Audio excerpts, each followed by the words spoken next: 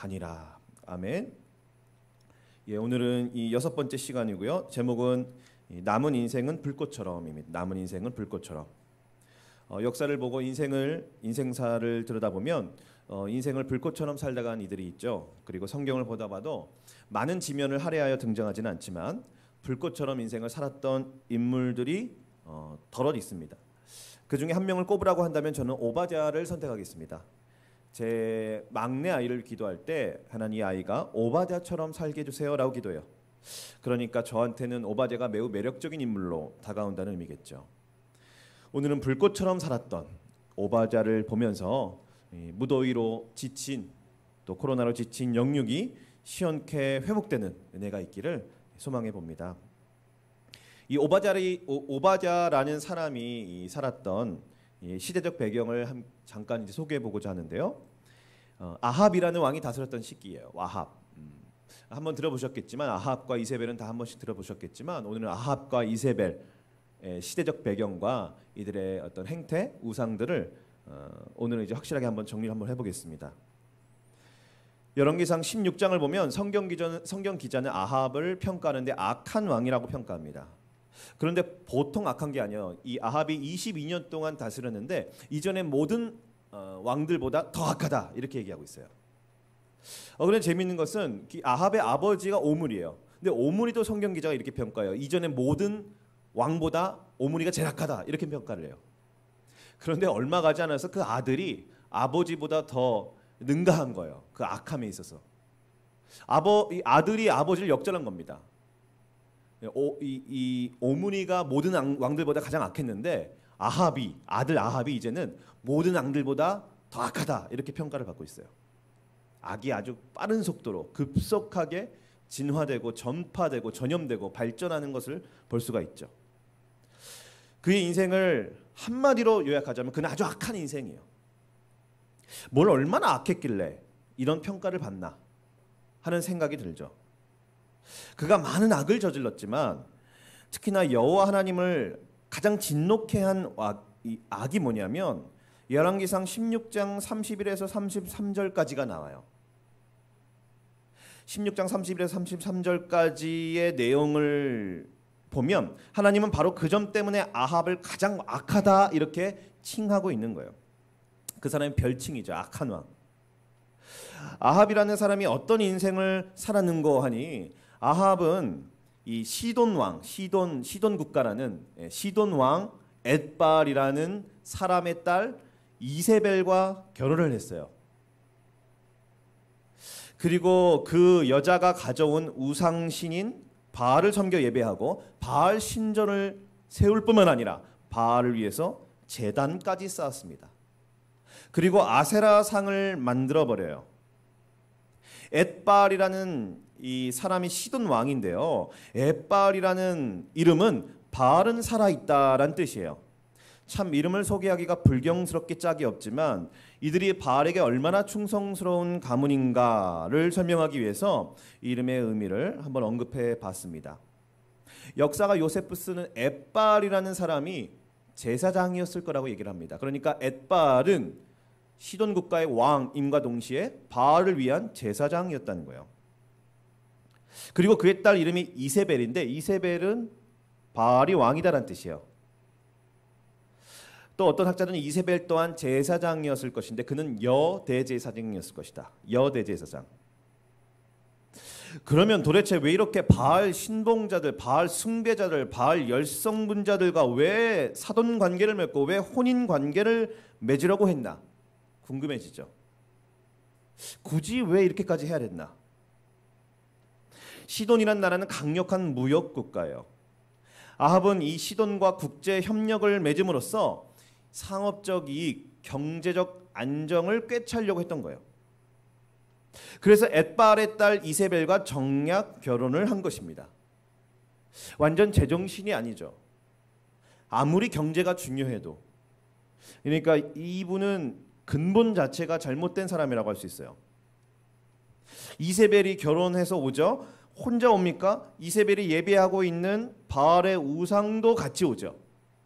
이세벨은 보통 사람이 아니에요. 그는 제사장의 딸이고요. 어렸을 때부터 바알에게 복종하고 종속되도록 고도의 훈련을 받은 광신도고요. 그녀 또한 여대제사장이라는 것. 그녀는 바알 전도사예요. 그가 가는 곳마다 바알을 신봉하게 하고 전파하고 그러는 거예요. 정말 이세벨은 무서운 여자입니다. 정말 강하고 강인하고 교만하고 아주 잔인하고 사악하고 막 그래요. 이세벨은 캐릭터가. 이런 사람이 국모가 된다고 하면 나쁜 의미로 나라가 남아나질 않겠죠. 이세벨은 적극적으로 바알 종교를 세워나갔을 것이고 그 이스라엘의 민족 신을 여호와 하나님에서 바알로 바꾸기 위해서 부단히 노력했을 거예요. 이 이세벨에게 영향을 받은 남편인 아주 우유부단한 아합이라는 왕은 아주 자연스럽게 바알을 예배하게 되고 바알 신전을 만들고 바알을 위해서 제단을 쌓게 되죠. 또 아세라 상을 만들었어요. 아합은 매우 불명예스러운 신기록을 여러 개나 가지고 있는데 열왕기에서 바알을 첫 번째 섬긴 왕이 아합, 바알 신전을 처음으로 세운 왕이 아합, 바알을 위해서 제단을 처음 쌓은 왕이 아합이에요. 고로 아합은 바알 숭배 시대의 첫 물꼬를 튼 최악의 인물이에요. 그러면 도대체 바알이 뭐길래 왜 이렇게도 하나님이 싫어하실까요? 또 왜 아합은 그리고 이스라엘 백성들은 하나님을 등져버리고 바알을 숭배하고 바알을 지지하고 바알을 예배하게 되었을까요? 바알 신은요, 비나 구름이나 폭풍이나 자연과 환경을 주관하는 풍요의 신이라 일컬어져 있습니다. 학자들은 엘리야가 싸웠던 그 바알 신은 두로의 신 멜콰트였을 거라고 추측해요. 그러니까 이세벨은 멜콰트의 여대제사장이었을 가능성이 높죠. 그러니까 두로의 신, 즉 지역마다 달라요. 이름이 바알 신의 이름이요. 고로 바알이라는 것은 뭐냐면 해당 지역의 풍요를 가져다드는, 자연 환경을 이용해서 풍요를 가져다주는 그런 자연신이라고 생각하면 됩니다. 이렇게 바알 신이 내포하고 있는 의미를 살펴보면 왜 아합이 바알에게 목을 매게 되었는지 알 수 있죠. 정략 결혼 자체의 목적이 경제적 이유였어요. 그리고 바알 신은 뭐냐면 경제적 풍요를 가져다주는 신이에요. 경제 안정과 경제 부흥을 자기 통치의 최고 철학이고 최고의 정책으로 여겼던 아합의 입장에서는 굳이 바알 예배와 바알 숭배를 마다할 이유가 없고 더 나아가 적극적으로 그 죄악에 가담하여 아내를 위해 이세벨을 위해서 바알 신을 위해서 제단까지 쌓는 모습까지 보인 거예요. 왜냐하면 자기 통치와 자기 야망을 실현하기 위한 최고의 수단으로 바알을 생각했기 때문이에요. 그리고 아세라 상을 만들었다고 하는데 아세라는 누구냐면 바알의 동료 신이에요.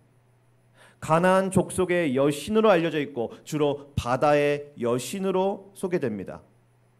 야합은 아주 야심찼던 거죠. 경제 부흥을 위해서 농업 진흥 발전뿐만 아니라 해상 부흥의 꿈을 갖고 있었던 거예요.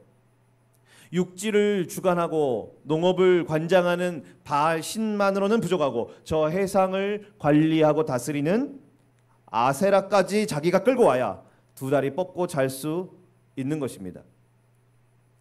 여호와도 섬기고 바알도 섬긴 것이 아니라 아합은 마치요 여호와는 대적하고 바알과 아세라를 섬긴 것으로 보여져요.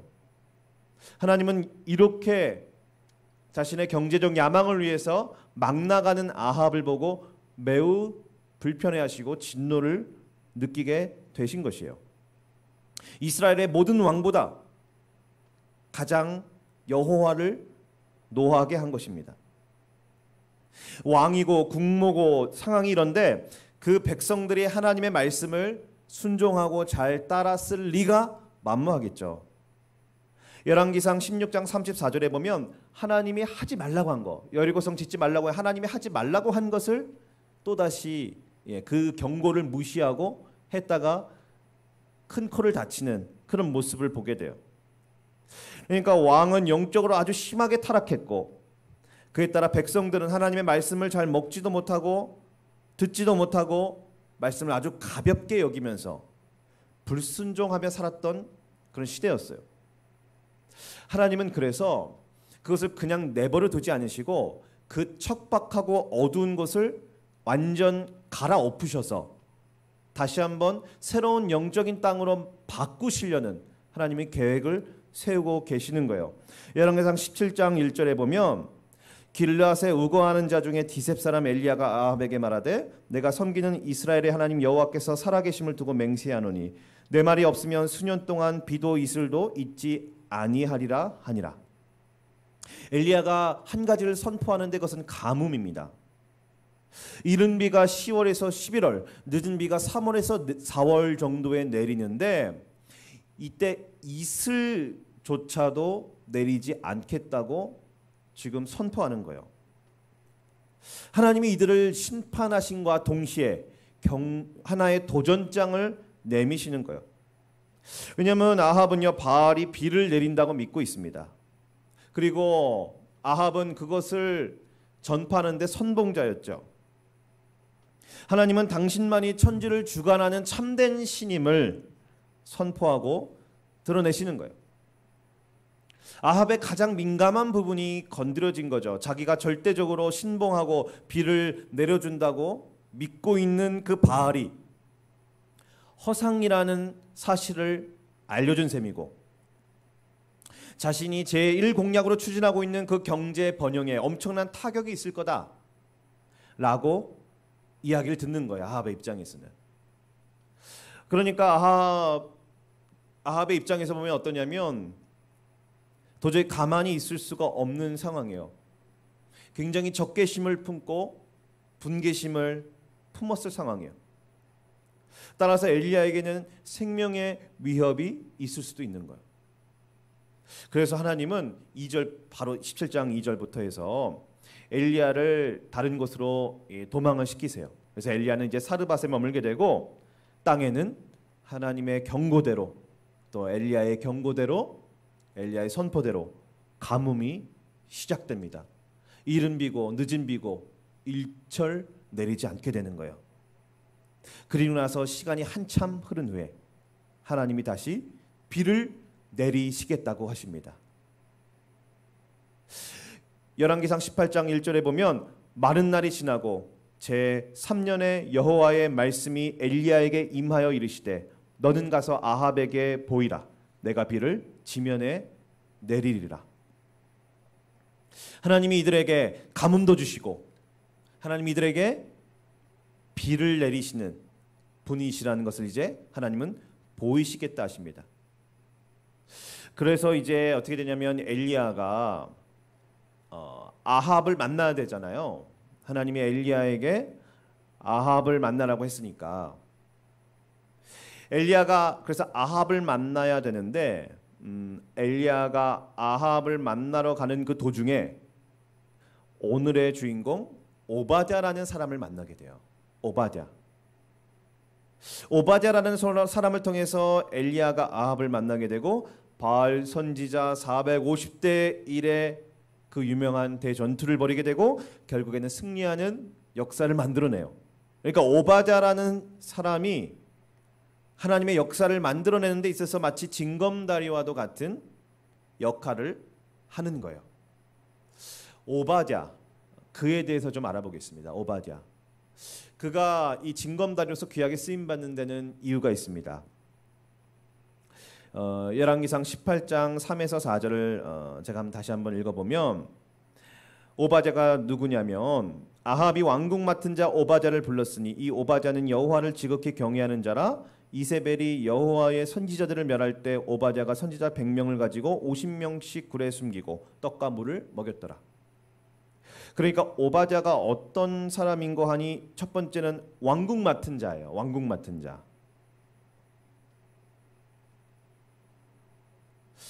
매우 고위 관료고 고위직이었어요. 왕궁 맡은 자. 그리고 이 18장 5절을 보면 이 아하 왕이 오바댜에게 단독 제안을 해요. 단독 제안. 오바댜에게만 제안을 해요. 물의 근원을 좀 찾기 위해서 한번 찾아보자고. 그래서 아합은 이쪽으로 가고 오바댜는 저쪽으로 갑니다. 그런 걸 봤을 때 이 오바댜는 매우 신임이 두터운 충신이었다는 거예요. 오바댜가요. 그리고 또한 오바댜라는 이름은 여호와의 종이란 뜻이에요. 여호와의 종. 그리고 가장 중요한 것은 뭐냐면 오바댜는 여호와를 지극히 경외하는 자라는 거예요. 여호와를 지극히 경외하는 자. 경외가 무엇일까요? 경외는 쉬운 말로 거룩한 두려움이에요. 요세비우스는 경외를 유일하신 하나님을 바라보며 그에게 부합하는 삶이라고 정의했습니다.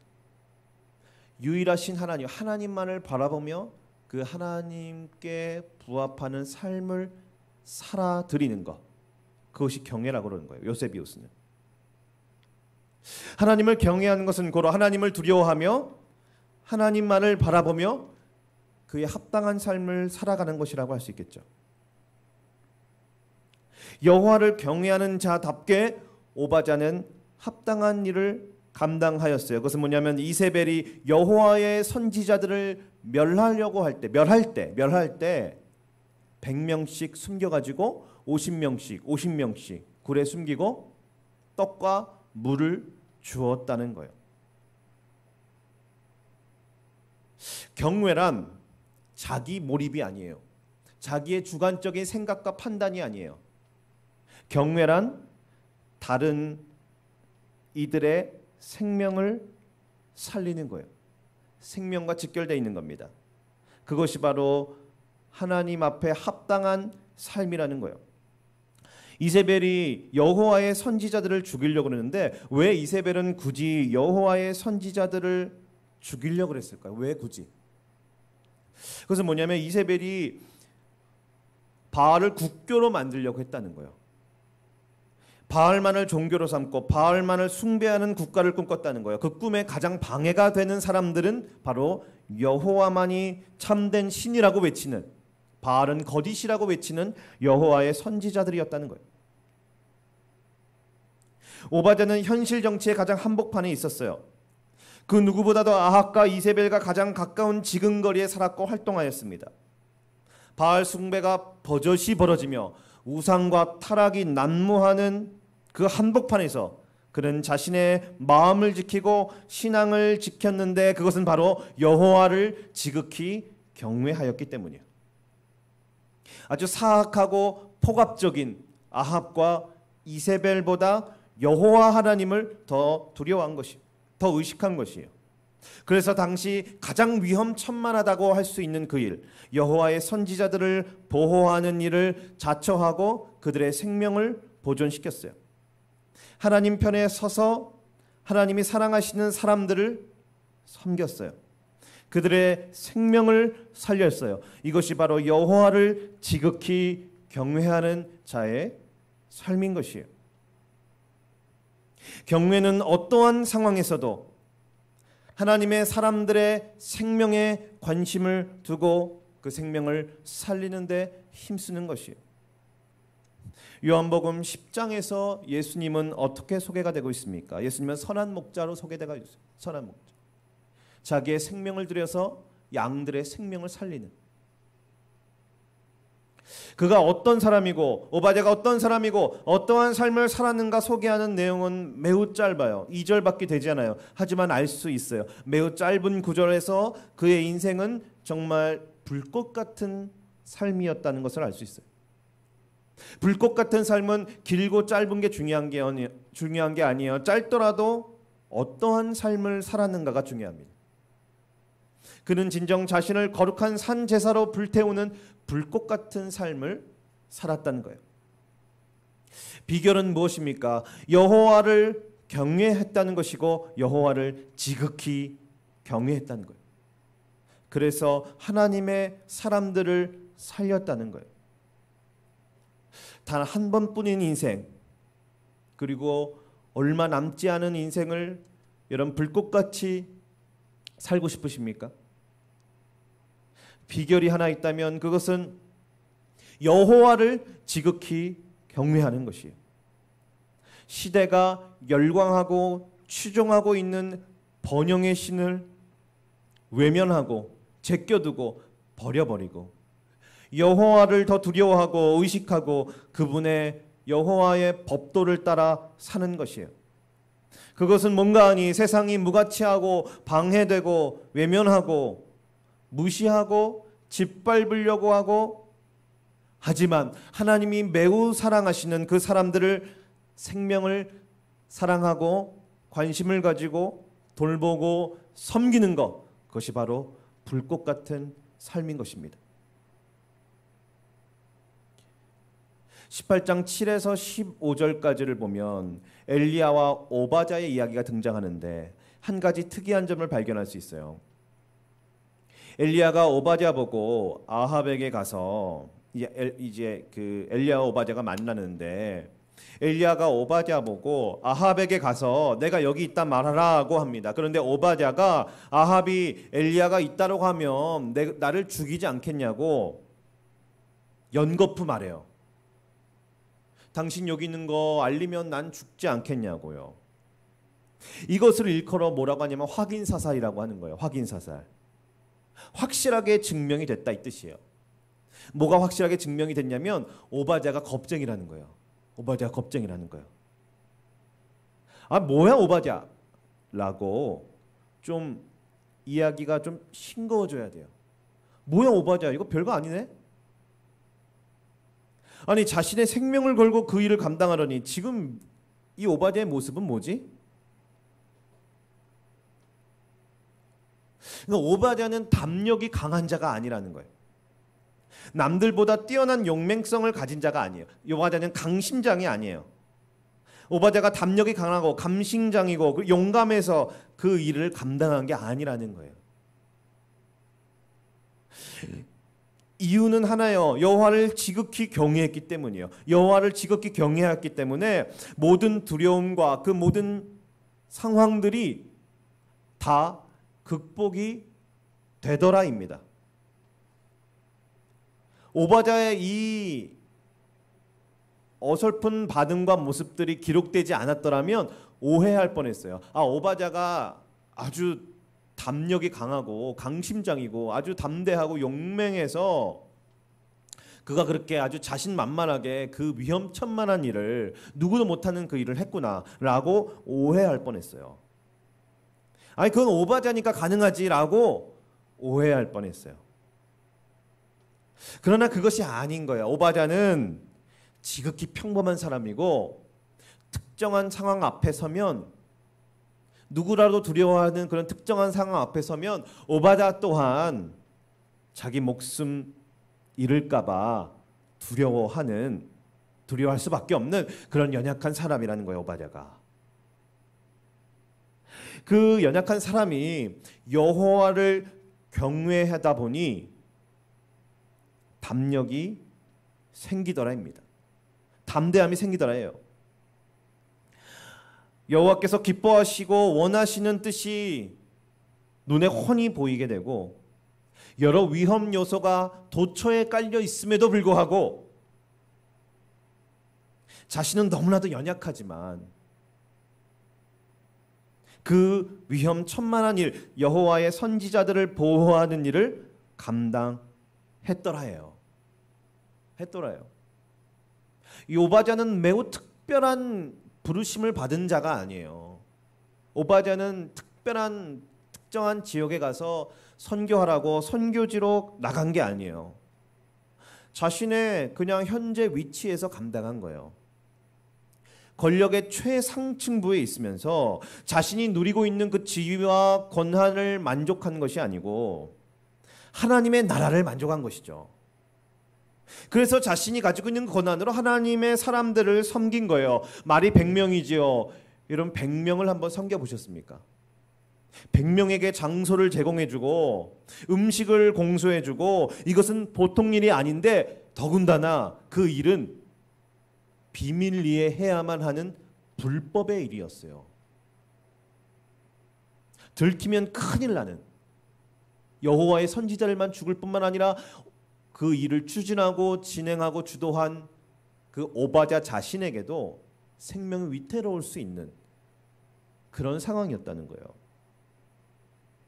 그는 자신에게 주어진 은사와 상황과 환경을 창의력을 발동해서 최대한 발휘한 것이에요. 그러니까 오바댜가 얼마나 눈치를 보고 얼마나 긴장하고 얼마나 감시망을 뚫고 마치 007 작전처럼 그 미션을 아주 은밀하게 수행했겠어요. 그는 여호와를 지극히 경외했기 때문에 자신은 연약하지만 그럼에도 불구하고 여호와의 선지자들이 죽어나가는 꼴을 볼 수가 없던 거예요. 여호와의 선지자들의 생명을 보호했다라는 것입니다. 그가 얼마나 치열하게 살았겠어요. 자기가 하는 그 업무도 굉장히 방대한데 여호와의 선지자들이라는 동일 인물입니다. 동일 인물을 가운데 두고 이세벨은 죽이려고 하고 그리고 반드시 기필코 죽여야만 되고 이세벨의 입장에서는 오바댜의 입장에서는 살리려고 하고 기필코 살려내야만 하는 완전 대립의 상태 그리고 긴장이 넘치는 그런 상태인 것이죠. 하루하루가 피말리는 싸움이었을 거예요. 엘리야만 영적 전투를 한 게 아니에요. 오바댜 또한 아주 치열한 영적 전쟁을 한 거예요. 사냐 죽느냐. 그러니까 엘리야 즉 목회자만 영적 전투를 한 게 아니고 오바댜 즉 평신도 지도자도 당시요 영적 전투를 했다라는 거예요. 그런데 이것은 여호와를 경외하지 않으면 도저히 할 수 없는 일이에요. 오바댜에게는 여호와를 경외한다는 사실 이외에 이것을 감당한 타당한 이유가 없죠. 오직 여호와를 경외했기 때문에 한 것이죠. 할 수 있었던 것이죠. 그러나 그에게 오바댜에게 내면의 갈등과 고통과 긴장만 있었던 것은 분명히 아닐 것이에요. 아합과 이세벨은 그에게 월급을 주고 사택을 제공해주는 아합과 이세벨은 그에게 도저히 줄 수 없는 그리고 말로 형언할 수 없는 하늘의 기쁨을 굴에서 여호와의 선지자들을 섬기면서 오바댜는 충분히 누렸을 거예요. 세상 권력의 세계에서는 맛보지 못하는 그런 의와 평강과 희락, 하나님의 나라를 충분히 누렸을 거예요. 그 여호와의 선지자들을 도와주고 은신처를 알아봐주고 그들에게 먹을 것을 제공해주고 잠자리를 마련해주고 그들이 안도의 한숨을 쉬고 그들이 하나님께 살려주셔서 감사합니다. 오바댜를 붙여주셔서 하나님 감사합니다라는 모습을 보면서 그는 매우 보람을 느끼고 그는 매우 희열을 느꼈을 거예요. 여호와를 지극히 경외하는 자들이 현장에서 현실의 삶 속에서 펼쳐지는 아슬아슬한 대립과 긴장의 구도 그리고 여러 고비를 넘어 그 이후에는 축제처럼 즐기고 있는 하나님의 나라. 현실은 고난과 위협과 눈치와 감시와 위협이 있지만 그 이후에는 의와 평강과 희락과 형언할 수 없는 하늘의 기쁨이 넘치고 충만한 그런 신령한 세계.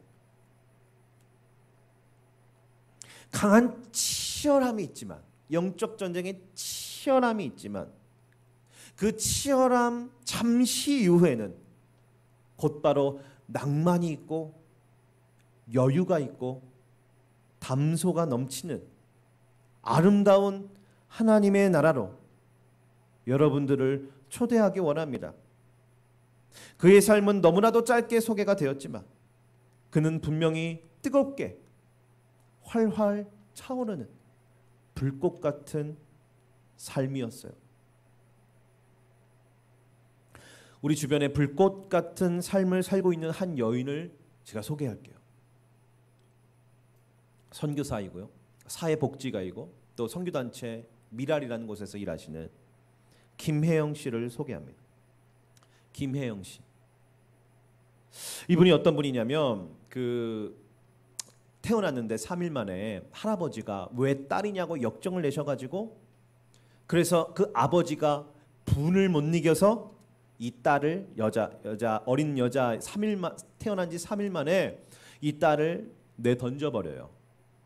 그래서 태어난 지 3일 만에 척추 장애가 생깁니다. 척추 장애가 생깁니다. 그래서 지금 키가 얼마냐면 키가 134cm예요. 134cm. 지금 제 첫째 아이도랑 키가 거의 똑같아요. 거의 똑같아요. 할아버지는 계속 그 아이를 갖다 버리라고 막 그 며느리를 핍박해요. 그런데 딸의 엄마는 딸을 뭐 보호했던 차원이었든지 어쨌든지 오히려 더 딸에게, 어린아이에게 모질게 구는 거예요. 그러면서 폭언과 욕설과 저주를 평생 퍼부어요. 그 어린 딸에게. 넌 잘못 태어났어. 다 너 때문이야. 너 같은 건 나가서 죽어버려 그냥. 다 너 때문이야. 넌 잘못 태어났어. 나가서 죽어버려. 이렇게요. 계속 평생 욕설과 저주를 퍼부어요. 할아버지가 분노 조절 장애가 있었는지 이 며느리를 폭행을 해요. 그래가지고 며느리가 이 김혜영 씨 어머니가 정신 질환이 생겨요. 정신병이 생겨요. 온전치 못한 거예요. 그래서 친정으로 병치레를 하러 가고, 이제 이 김혜영 씨랑 그 동생들이 있었는데 동생들이랑 아버지랑 이제 따로 살기 시작합니다. 그런데 이제 그 따로 살 때 이 아버지가 새 어머니를 어머니와 함께 이제 동거를 시작을 해요. 이제 함께 사는 거예요. 새 어머니와 함께. 그런데 이 새 어머니도 이 김혜영 씨를 계속해서 폭행하고 때리는 거예요. 그래서 1학년 때, 초등학교 1학년 때, 2학년 때, 3학년 때 계속해서 때려요. 그리고 5학년 때, 6학년 때는 약간 머리가 생겨가지고 이제 반은 집에서 자고 나머지 반은 이제 밖에서 옥상 같은 데서 자면서 보내는 거예요. 그러다가 이제 어머님이 이 병치레를 다 끝나시고 이제 아버지랑 같이 살려고 이제 오셨는데 다른 여자랑 살고 있는 모습을 보고 또다시 정신병이 도진 거예요. 정신병이 도진 거예요. 다시. 그런데 아버지 입장에서 이제 선택을 해야 되잖아요. 본처냐 후처냐에서. 그런데 이제 할아버지가 돌아가셨는데 돌아가실 때 유언이 뭐였냐면 본처랑 살아라, 저 며느리랑 살아라였어요. 유언이. 그래서 이 후처는 새로 맞아들인 이 새어머님은 보내고 이제 친어머니를 이제 받아들여서 이제 같이 살게 되는 거예요. 다시 친어머니요. 그런데도 쉽지 않은 거죠. 어머니가 정신병이 있으시니까. 그런데 아버지가 그만 그 집에서 자살을 하게 돼요. 자살을요. 비극전 죽음을 맞이하게 됩니다. 그리고 이 김혜영 씨 어머님이 하루는 이 정신병이 있으니까 식칼을 들고 눈이 풀린 채 김혜영 씨에게 막 다가오는 거예요. 김혜영 씨는 너무 놀라가지고 어린 나머지 무서워서 이제 도망치는 것을 뿌리치고, 그때부터 김혜영 씨는 바깥 생활이 시작이 돼요. 바깥 생활이 시작해요. 그때부터. 14살 때 한의사 부부에게 가서 이제 식모살이로 처음 사회생활을 시작합니다. 그때 거기서 김혜영 씨는 오히려 처음 이제 사랑 같은 사랑을 경험하게 된 거예요. 그리고 나서 직업학교로 가게 돼요. 직업학교로. 거기서 뭘 배우냐면 편모 기술을 배우게 돼요. 편모 기술을. 그런데 거기 사감 선생님이 교회를 다니시는 분이었는데 이 김혜영 씨 보고 계속 교회 가라고 권유를 하셔가지고 김혜영 씨가 이제 드디어 교회를 가기 시작해요. 거기서 하나님의 사랑, 예수 그리스도의 복음, 그리고 예수 그리스도의 친구 되심, 이 모든 사실을 이 김혜영 씨가 이제 받아들이게 돼요. 하루는 그 용인교회라는 곳인데 용인교회에 그 사모님이 김혜영 씨가 생일이라고 이 초대를 한 거예요. 김혜영 씨는 그때 생일상을 처음 먹어보고 자기에게도 생일이 있다는 사실을 그때 처음 알았다 그래요. 이 김영 씨가 이제 사모님 그 용인교회에서 이제 나오려고 할 때요. 나왔어야만 했는데 사모님이 헤어질 때 김영 씨 손을 얹고 기도를 해주세요. 하나님 이 아이가 이 아이의 손으로 만든 제품이 세계 최고가 되게 해주시고 다른 사람을 돕는 인생이 되게 해주시고 하나님 주님의 일꾼 삼아 주옵소서 이렇게 기도를 하는데 김영 씨는 순간 콧방귀를 켰대요. 근데 이 기도가 10년 안에 다 이루어졌어요. 김영 씨가 이제 거기 나와가지고 이런저런 편모 공장을 돌아다니면서 이제 본격적으로 돈을 벌고 일을 시작을 하는데 밤낮으로 일해가지고요. 전국 장애인 기능 경기대회에서 금메달을 따고 또 세계 올림픽 대회에 나가가지고 장애인 기능 올림픽 대회에 나가가지고 거기서도 금메달을 땁니다. 김영 씨가요. 그리고 나서 계속 성공을 향해서 달려가는 거예요. 자신의 컴플렉스와 자신의 열등감, 자신의 장애라는 그 모든 것을 극복하기 위해서 계속 앞으로 나가는 거예요. 계속 성공을 향해서. 그런데 아가가 하루는 쓰러졌어요. 하루는 확 쓰러졌어요. 그런데 그 쓰러진 것을 쓰러질 때 김영 씨가 뭘 느꼈냐면 내가 정말 세상 일에 많이 빠졌구나. 세상 가운데 많이 빠졌구나라는 것을 그때 뼈저리게 느낀 거예요. 내가 너무 성공을 향해서 달려갔구나. 성공을 향해서. 마침 보츠나와라는 곳에 그 선교사님들이 세운 직업학교가 있는데 거기서 편모 기술자를 모집한다는 공고를 보게 되고 거기에 이제 지원을 하게 됩니다. 김영 씨가 이제 처음 예수님 믿을 때 하나님 내가 드릴 게 없지만 하나님 마음을 드립니다라는 그 기도가 생각이 나면서 이것을 하나님의 부르심으로 확신을 하고 이제 원서를 쓰게 되는데 장애가 있음에도 불구하고 그것이 합격이 돼요. 그래서 그녀가 보츠나와로 떠나게 됩니다. 이분이 쓴 책 숨지마 내 인생이잖아에서 보츠나와로 떠나기 직전에 그녀가 가졌던 생각을 한번 소개하기 원해요. 한국에서 온갖 노력을 기울이며 성공을 쫓다가 허망하게 죽을 인생이라면 차라리 하나님이 시키시는 일을 하다가 죽는 게 그리스도인으로서 명분이 서는 일이다. 경쟁 사회에서 피나는 노력을 기울이는 대신 나를 필요로 하는 곳에서 살아보면 인생의 보람은 있을 것이란 생각에 떠났다. 그러면서 이분이 보츠나와에서 무려 14년을 선교 사역을 감당합니다. 14년을. 그리고 나서 이제 미국에 가서 이제 7년을 있었는데 거기서 이제 나야 칼라지라는 뉴욕에 있는 대학교와 컬럼비아 대학교라는 미국에서 아주 유명한 대학교에 석사학위까지 이제 마치게 돼요. 그런데 이분이 14년 동안 보츠나와에서 사역을 했었던 비결이 세 가지가 있대요. 이게 세 가지가 매우 인상 깊은데요. 첫 번째는 왜 자기가 14년 동안 보츠나와에서 사역을 감당할 수 있었는가? 첫 번째는 그 어린 학생들이 편모 기술을 배우러 오는 그 어린 학생들이 김혜영 씨를 보고 매일매일 이렇게 얘기했다는 거예요. You are so beautiful. You are so beautiful. You are so beautiful. 당신은 너무 예뻐요. 당신은 너무 예뻐요. 당신은 너무 예뻐요. 의아해서 나중에 알았대요. 이 말이 무슨 말인지.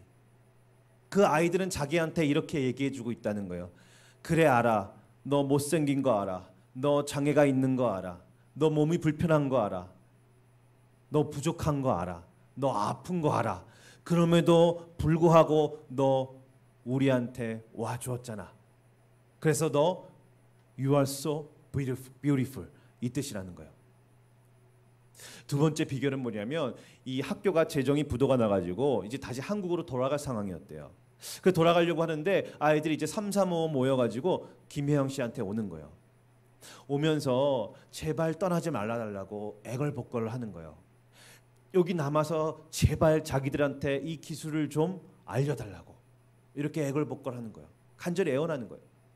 김혜영 씨는 거절했죠. 얘들아 여기서는 먹을 것이 없어. 여기 있을 수가 없어. 여기서 내가 할 수 있는 일은 아무것도 없어 이제. 그랬더니 그 아이들이 이 말 한마디 하다라는 거예요. 우리에게는 너 하나만 있으면 돼. 너 하나만 있으면 돼.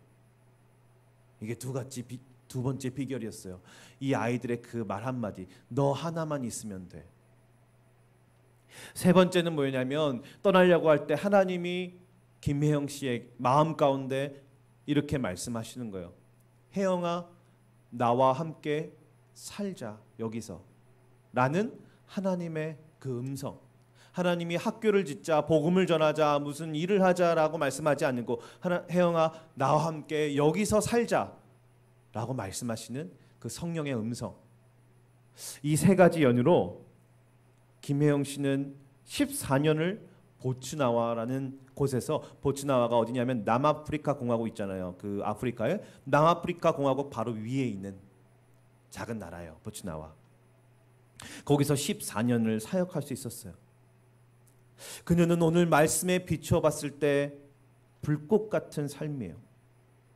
그녀가 몸이 건강하고 재주가 뛰어나서 그 일을 감당할 수 있었던 게 아니에요. 그럼에도 불구하고요. 장애가 있고 몸이 아프고 연약한 여인이고 돈이 없어도 그럼에도 불구하고 하나님이 사랑하시는 사람들을 섬겼다는 거예요. 불꽃 같은 삶은 그럼에도 불구하고의 삶이에요. 여호와를 경외하는 자의 삶은 그럼에도 불구하고의 삶이에요.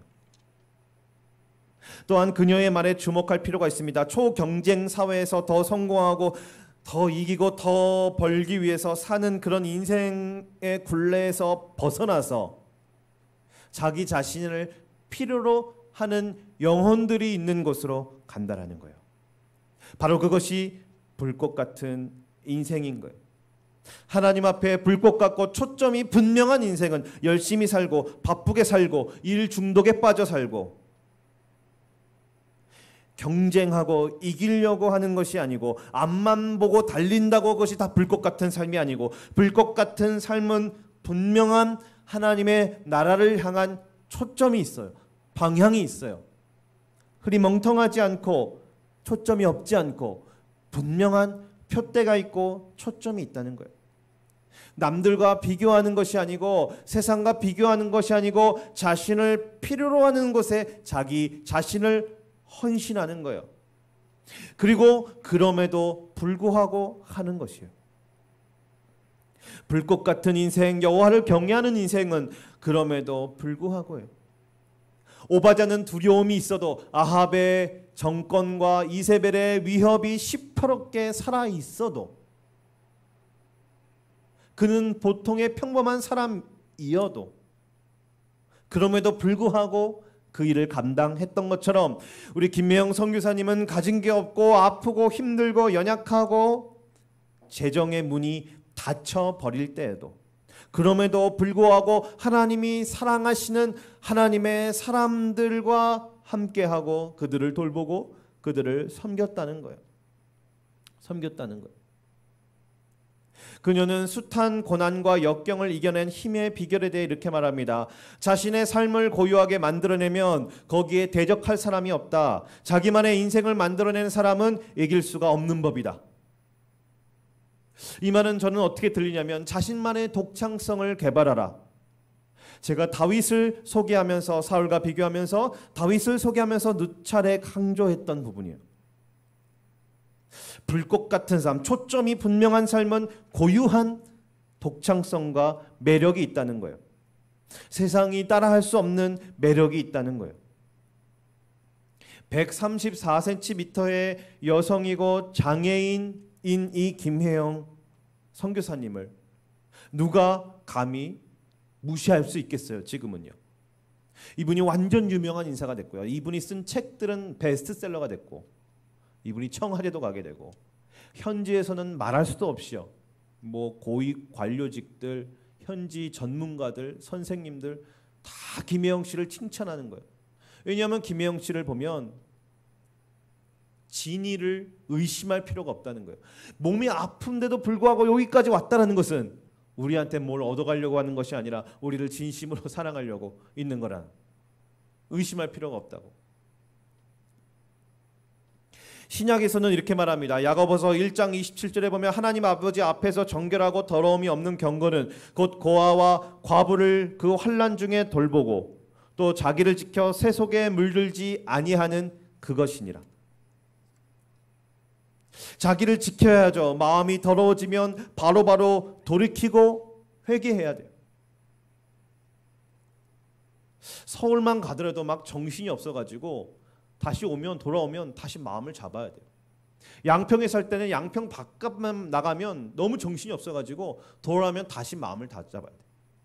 뉴질랜드는 자연이 너무 좋은데 저 호주만 가면 정신이 없어가지고 다시 뉴질랜드 돌아오면 마음을 다시 다 잡았어야 됐어요. 마음이 더러워지면 바로바로 돌이키고 회개해야 합니다. 그러나 경건이란 자기 마음 지킨 뿐만이 아니에요. 환난 중에 돌보는 자들이 있어야 된다는 거예요. 그것이 한 명이어도 돼요. 약자들은 언제나 환난을 당합니다. 이세벨과 아합 같은 사람들이 다스리고 있는 이 세상은 약자들이 주 공격 대상이에요. 이분이 한국에 있을 때는 너무나도 불편하대요. 그런데 저 미국에 있거나 선교지에 있으면 너무나도 편하다는 거예요. 그들의 의식이 차별 없이 동일하게 대해주니까. 세상은 약자들을 살려두려고 하지 않습니다. 그리고 또 선지자들을 공격합니다. 점점 더 하나님의 말씀을 맡은 선지자 사역을 감당하는 자들은 인기가 없어지고 외면을 받고 있는 시대예요. 왜냐하면 사람들은 자기 귀에 듣기 좋아하는 말을 하는 사람들을 찬사하고 자기 기분이나 자기 뜻에 거슬린다고 생각하면 야유를 보내는 경향이 매우 짙어지고 있어요. 그래서 이 시대는 너무나 많은 언론들이 있지만 언론도 자기가 골라서 본다는 거예요. 팩트, 사실이냐 아니냐가 중요한 게 아니라 자기 귀에 좋은 소리 해주면 좋은 언론, 자기랑 의견이 다른 말 해주면 나쁜 언론, 이렇게 여긴다는 거예요. 그러니까 아합과 이세벨 같은 사람들이 작당하여 그리스도의 복음을 대적하는 문화들을 생산해내고 있는 거예요. 그들의 목표는 뭐냐면 바알과 아세라 신이 세워지고 예수 복음의 진리가 무너지는 거예요. 요즘 말로 이야기하자면 돈의 신과 성공의 신과 건강의 신과 공부의 신과 부동산 투기의 신을 국교로 세우기 위해서입니다. 아마도 돈이 바알이라고 하면 아세라는 뭐 권력이나 뭐 학벌이나 성공이나 이런 정도가 될 거예요. 저기 옆에 있는 저 큰 불상은 저는 하나도 안 무서운 게 왜냐하면 저 불상이 벌떡 일어나가지고 저를 해칠 염려가 없기 때문이에요. 저에게 어떤 영향도 미칠 수가 없어요. 저거는. 공산당이 진짜 두려워하는 것은 자본주의라 그래요. 우리가 신천지나 이단 조심해야죠. 그러나 진짜 긴장해야 하는 것은 이 시대의 바알 신이에요. 사람들은 바알 신을 섬기기 위해 복음과 순종과 헌신과 십자가는 눈엣 가시로 치부해버리고 있습니다. 때론 교회에서도 바알 문화가 성행하고 바알의 가치관과 신념이 전파되어 있습니다. 한국교회의 침체의 가장 큰 요인은 구약에도 그랬듯이 풍요의 신 바알과 예수의 복음을 겸하여 섬기는 데 있는 거예요. 바알이 풍요의 신이 복음을 대체하는 거예요. 번영과 성공과 축복은 참 좋은 것인데 유일한 소망은 될 수 없는 거예요. 복음만이 유일한 소망이 될 수 있는 거예요. 유일한 소망이고 우리의 근원이고 우리의 힘이고 우리의 원천인 이 자리가 풍요의 신에 의해 위협을 받고 있는 거예요. 그것이 번영신학이라 그래요. 십자가와 고난은 거부하고 자기의 행복과 성공을 축복을 메인으로 삼는 거예요. 우리 소망교회는 순수하게 오직 예수와 오직 복음과 오직 말씀만 섬겨야 할 줄 믿습니다. 여호와를 경외하며 말씀의 법도 즉 하나님이 사랑하시는 사람들을 섬기는 섬김의 도를 행해야 할 줄 믿습니다.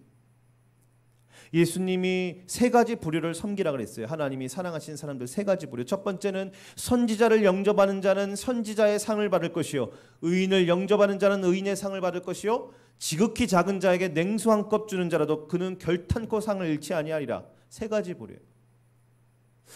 우리 주변에는 항상 하나님의 말씀을 대언해주는 선지자들이 있다는 거예요. 이분들을 섬기라는 겁니다. 이분들의 생명을 보존시키라는 거예요. 그것이 첫 번째. 두 번째는 의인이 있다는 거예요. 우리 주변에는 하나님의 말씀대로 몸부림치면서 살고 있는 의인들이 있다는데 이들을 돌보라는 거예요. 왜냐하면 그들은 박해를 받고 있기 때문이에요. 무릇 경건하게 살고자 하는 자는 박해를 받기 때문에 경건하게 살고자 하는 의인들을 돌보라는 거예요. 환난 중에. 마지막으로는 지극히 작은 자, 절대적으로 우리의 도움을 필요로 하는 지극히 작은 자들이 우리 주변에 항상 있다는 거예요. 그 지극히 작은 자를 섬기라는 거예요. 나는 여호와를 경외한다고 자부하면서 선지자와 의인과 지극히 작은 자를 섬기지 않는다면 그것은 자기가 자기 자신에게 붙이는 말일 거예요. 여호와를 경외한다는 것은 드러나는 거예요. 가만히 있는 것이 아니고 표출이 되는 거예요. 그런데 세상에 너무나도 높은 벽만을 계속 쳐다보고 사다리로처럼 올라가고 또 올라가려고만 하면 진짜 나의 도움과 섬김을 필요로 하는 그 사람들을 만날 수가 없어요. 그 사람들은 하나님이 너무 사랑하셔가지고 독생자를 아낌없이 대신 주신 사람들이에요. 코로나라는 이 환난 속에서 우리는 우리 자신을 지켜야 돼요. 영적으로 지키고 육적으로 지켜야 합니다. 또한 동시에 환난 중에 고아와 과부, 즉 절대적으로 우리 도움이 필요한 자들을 돌보아야 돼요. 전염병 환난의 사태 때 복음을 전하지 말라는 말이 성경에 없는 것처럼 고아와 과부를 돌보는 일을 중단하라는 말 또한 성경에 없어요. 제가 가장 염려하는 것은 무기력증이에요. 무기력증. 제 지인이자 관계자인 이 두 분한테 한번 다 여쭤봤는데 이분들이 저기 경기도에 한 명은 인천에서 이제 대형 교회에 이제 출석하고 사역을 하고 계세요. 모든 것이 다 스톱됐더만요. 전도든 구역 모임이든 모든 것이 다 스톱됐어요. 정부는 활동을 제한하는 가이드라인을 제시했죠. 그럴 수밖에 없습니다. 세상 법이라고 하는 것은 통제와 규제와 처벌의 기능이 있습니다. 우리 국민 모두의 생명을 위해서 그랬어요. 그래서 우리는 그것을 존중하고 지켜야 해요. 하지만 또 하나 우리가 주목하고 지켜야 할 법이 있어요. 그것은 뭐냐면 성경법이에요. 성경법은 뭐냐면 살리는 법입니다. 생명을 살리고 생명을 키우고 생명을 고치고 생명을 보존하는 법을 이야기해요. 그럼에도 불구하고 해야 하는 것들에 말합니다. 환난 중에도 그럼에도 불구하고 계속 해야 그것이 여호와를 경외하는 것이 아니겠습니까? 환난이 닥칠 때마다 멈추어 버리면 세상과 다른 것이 무엇이 있겠습니까? 가이드라인, 법적인 가이드라인 안에서 우리는 충분히 창의력을 발동하고 발휘하여 할 수 있습니다. 그럼에도 불구하고 할 수 있어요. 환난이 닥쳐도 우리는 우리 자신을 새 속에서 첫 번째로는 지켜야 할 것이고 우리의 마음을 지켜야 할 것이고 또한 아합과 이세벨 같은 자들이 공격하고 짓밟고 외면하고 경시하는 하나님의 그 사람들을 그들의 생명을 혹은 그들의 인권을 혹은 그들의 인격을 존중하며 보존하며 돌보는 일을 감당해야 할 것이에요. 그것은 여호와를 경외하는 그리고 불꽃 같은 인생을 살고 있는 자들이 할 수 있는 가장 아름답고 가장 가치 있고 가장 귀한 일인 것이에요. 하나님이 가뭄으로 이 시대 나라 전체를 흔드셨고 또 동시에 비를 내려주심으로 하나님의 하나님 되심이 선포가 되었어요. 하나님이 코로나로 전 세계 전체를 흔드셨고 또 언젠가는 이 문제가 해결되고 종식되고 정상화되므로 하나님의 하나님 되심이 선포될 것이에요. 그것은 하나님이 하실 일이에요. 또한 하나님이 가뭄의 때 여호와를 경외하는 오바자를 자랑스럽게 밝히시고 또 징검다리로 쓰셨던 것처럼 코로나는 특정한 환난의 사태 때 여호와를 너무나도 지극히 경외하기 때문에 환난당한 어려워하는 하나님이 사랑하시는 그 사람들을 돌보고 관심을 갖고 그들의 생명을 보존하는 일, 그 일을 감당하는 그 사람들을 하나님은 자랑스럽게 여기시고 빛내시고 징검다리의 역할, 포스트 코로나 이후의 시대, 코로나 이후의 시대의 징검다리의 역할을 위해서 하나님은 쓰실 것입니다. 하나님은 두루 감찰하사 누가 여호와를 지극히 경외하며 불꽃 같은 삶을 살고 있는지 우리 하나님은 살펴보고 계시는 거예요. 다음 주에 오시는 우리 방글라데시 토마스 목사님, 다음 주에 토마스 목사님이 오십니다. 방글라데시에. 그분은 한국에 사시는데 자기 사례의 30% 이상을 방글라데시 현지 가정에게 보내요. 제가 극구 만류하고 싶을 정도로, 물론 그분은 이제 혼자 사시기 때문에 그럴 수 있지만 너무나도 가난한데 그럼에도 불구하고 그 방글라데시 목회자 16명 가정에게 아주 작은 금액이지만 그렇게 나누어주는 삶을 살고 있는 그런 아주 특이한 분이 계십니다. 그분이 다음 주에 오세요. 김혜영 이 선교사님이 하나님께 이렇게 물어본답니다. 하나님, 저는 왜 키가 작습니까? 그때 하나님은 이렇게 말씀해 주신대요. 왜 키가 작으냐고? 너와 친구하기 위해서란다. 너와 친구하기 위해서란다. 김혜영 씨는 그 작은 키 때문에요, 아프리카 사람들과 하나님이 너무나도 사랑하시는 그 보츠나와 사람들, 그 어린 영혼들과 격이 없이 사랑과 신뢰의 관계를 아주 쉽고 용이하게 구축할 수 있었대요. 그 작은 키 때문에. 왜 나에게만 있는 고난이냐고, 왜 나만 겪는 어려움이냐고. 여러분, 불평할 필요가 없습니다. 그것 때문에 우리는 하나님이 사랑하시는 사람들과 어울릴 수 있고 그들과 친구가 될 수 있고, 때로는 그들이 환난에 빠질 때, 그들이 어려울 때 그들을 도와줄 수가 있는 것이에요. 이어령 선생님은 우리 김혜영 선교사님 대해 이런 언급을 했습니다. 그녀는 말한다. 절 보세요. 저 같은 사람도 하잖아요. 숨지 마세요. 당신 인생이잖아요. 이게 바로 기독교 복음입니다. 김혜영 선교사님을 통해서 우리 모두는 도전을 받는 거예요. 나도 할 수 있다. 용기를 얻게 되는 거예요. 이것이 바로 복음의 능력이에요. 기독교를 가장 박해하고 말살하고 잔인하게 짓밟았던 사도 바울도 세계 선교를 위해서 하나님이 사랑하시는 사람들을 구원하고 그들의 생명과 그들의 영혼을 돌보는 위해 쓰임 받았습니다. 사도 바울을 보고 우리는 주눅이 드는 것이 아니라, 그래 바울도 했으니 우리도 할 수 있다라고 용기를 받게 되는 것이에요.